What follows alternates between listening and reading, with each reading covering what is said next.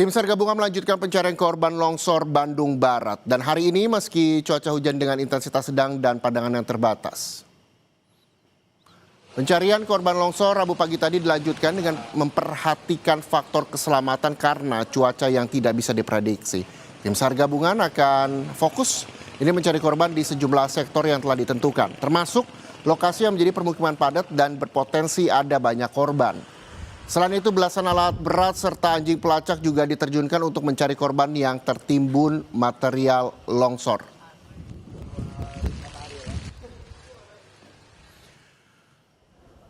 Memasuki hari kelima pasca longsor di Kecamatan Cisarua, Kabupaten Bandung Barat, sejumlah keluarga korban masih menunggu hasil identifikasi di posko DVI Polda Jawa Barat. Mereka berharap dapat memastikan kondisi keluarga yang hingga kini belum ditemukan. Setiap hari proses identifikasi di posko DVI masih terus berlangsung seiring penemuan kantong jenazah tambahan dari titik longsor. Warga korban hanya dapat menunggu hasil pengecekan antemortem dan juga postmortem untuk memastikan identitas anggota keluarganya.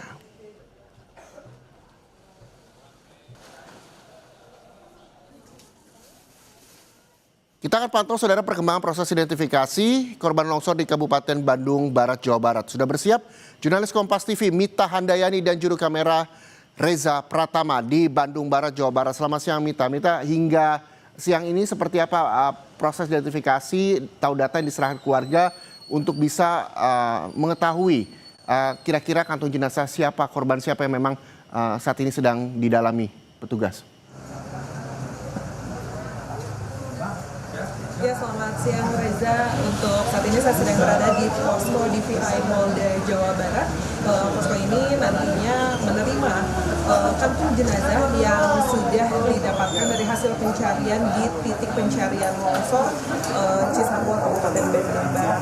Dan sampai dengan saat ini ada 34 jenazah yang sudah teridentifikasi dan semuanya sudah diserahkan ke sampai dengan siang ini belum ada kantung jenazah yang dikirimkan dari titik pencarian longsor ke DVI Polda Jawa Barat untuk dilakukan identifikasi. Mengingat memang kondisi cuaca di hari ini itu hujan dari pagi sampai dengan siang ini. Bahkan tadi proses pencarian yang dilakukan sempat dihentikan pada pukul 10:30 menit. Dan itu sama sampai dengan kemarin ada sekitar 50 kantung jenazah yang sudah dikirimkan ke pihak DVI Polda Jawa Barat. Dan untuk mengetahui bagaimana proses identifikasi dari korban ini, di samping saya dan ada Bapak Dirjen Pol Masudi, Kapten Barat Krim Polri. Selamat siang Pak. Selamat siang. Ini bagaimana sih proses identifikasi dari korban sendiri? Proses identifikasi itu dilakukan oleh tim yang namanya DVI, Disaster Victim Identification. Victim Identification. DVI ini terdiri dari kedokteran, ada dokter forensik, dokter gigi, dan dokter lain. Kemudian dari identifikasi. Identifikasi adalah dari identifikasi Polda, Mabes, Polres. Spesifik identifikasi saja. Jadi setelah kita menerima kantong jenazah, maka tugas kami yaitu melakukan identifikasi.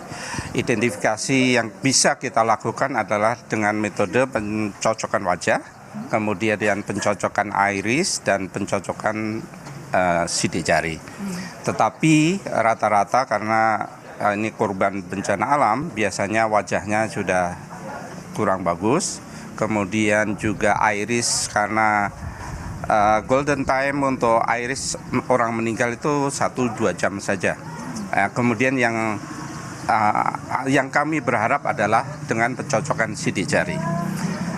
Dari 50 kantong jenazah yang sudah dikirim, kami sebagai data tadi 34, kami bisa mencocokkan data sidik jarinya. Artinya data primer yang meyakinkan bahwa yang bersangkutan adalah identitasnya adalah si A misalnya, itu melalui data primer sidik jari, kemudian dikonfirmasi oleh dokter melalui gigi, kemudian juga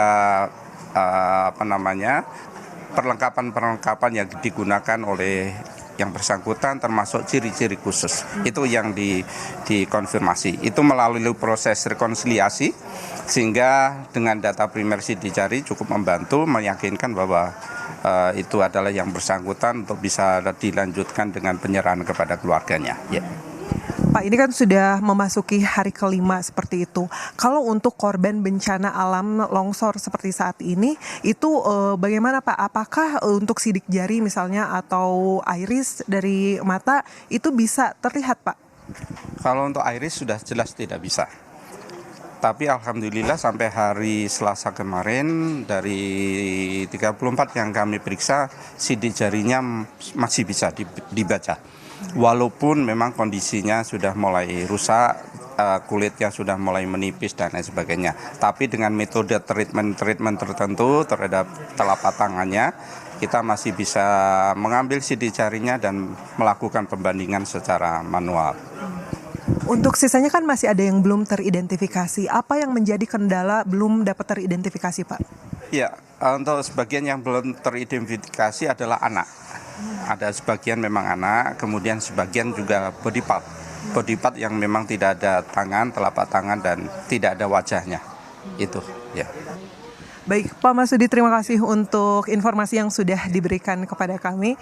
Ya, itu tadi Saudara dan Reza perbincangan saya dengan Pak Masudi. Bagaimana proses identifikasi dari para korban ini dilakukan, khususnya untuk Inavis, memang dilihat dari sidik jari, lalu wajah dan juga iris. Reza.